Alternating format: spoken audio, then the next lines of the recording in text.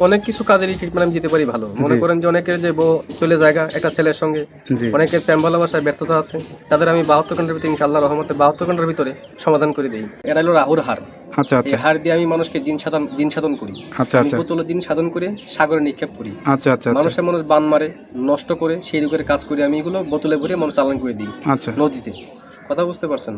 তবে অনেক করে দুশ্মনী করে ফেলা, জায়গা জমিলে মামলা, ঠিক আছে, কেস মামলা করে, অনেকে ভালোবাসায় ব্যর্থতা, ঠিক আছে, মনে করেন যে অনেকে দুশ্মনী করে জায়গা জমিন আটকিয়ে রাখে, সেগুলো আমি ছুটিয়ে দিই। সুপ্রিয় দর্শক, আসসালামু আলাইকুম। দেশ ও প্রবাসে যে যেখানে আছেন আপনাদের প্রত্যেককে শুভেচ্ছা জানিয়ে শুরু করছি আজকের প্রতিবেদন। আজ আমরা কথা বলবো কবিরাজ মইনুল ইসলাম সাহেবের সাথে। জানবো তার কি বিষয়ে কবিরাজি ট্রিটমেন্ট দিয়ে থাকেন এবং কি অবস্থায় চলছে তার কবিরাজি। চলুন কথা বলি তার সাথে। আসসালামু আলাইকুম ভাই। ওয়ালাইকুম আসসালাম। কেমন আছেন আপনি? হ্যাঁ, ভালো আছি ইনশাল্লাহ, আপনাদের দোয়ায়। তা কি অবস্থা, কেমন চলতেছে আপনার? ভাই আমি তো মনে করেন অনেক রোগের কাজ করি, বুঝতে পারছেন, বিভিন্ন রোগের মনে করেন কবিরাজি কাজ করি, বাপ দামাল থেকে করি।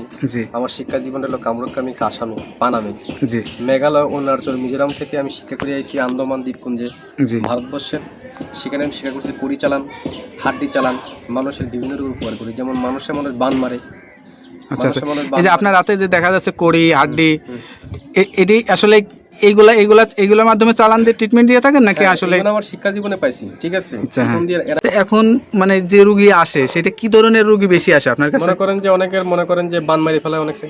আচ্ছা আচ্ছা, অনেকে দুশ্মনী করে মনে করেন কেস মামলা, জায়গা জমিলে মামলা করে ফেলায়। অনেকের বউ জায়গা চলে একটা ছেলের সঙ্গে প্রেম ভালোবাসা করে।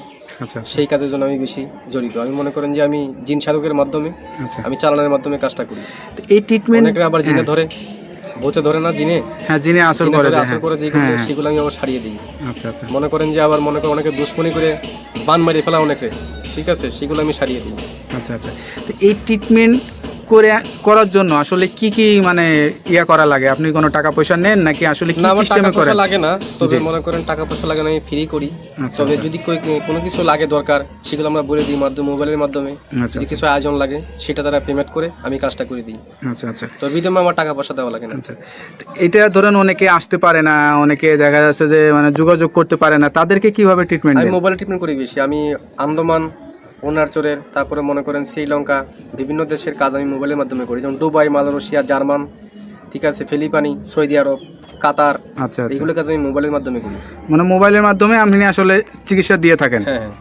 আচ্ছা, তো এইটার জন্য কি লাগে, কি ধরনের মানে যার যার কাজের সেই সব যেমন আয়োজন লাগে সেগুলো আমি দিয়ে করি। মনে করেন একটা কাজের একটা ধারা আছে। আচ্ছা আচ্ছা, একটা কাজের একটা ধারা, সেই ধারা অনুযায়ী কাজটা করতে হয় আমার।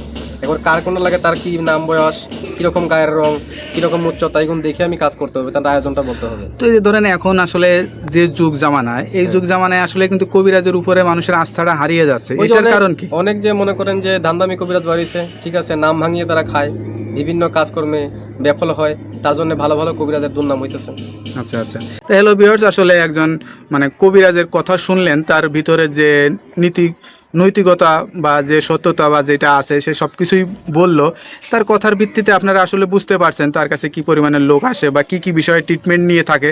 এরকম ধরনের যদি কোনো কারোর সমস্যা হয়ে থাকে তা আপনারা এই নাম্বার দেওয়া, স্ক্রিনের ভিডিওতে নাম্বার দেওয়া আছে, এই নাম্বারে যোগাযোগ করতে পারবেন।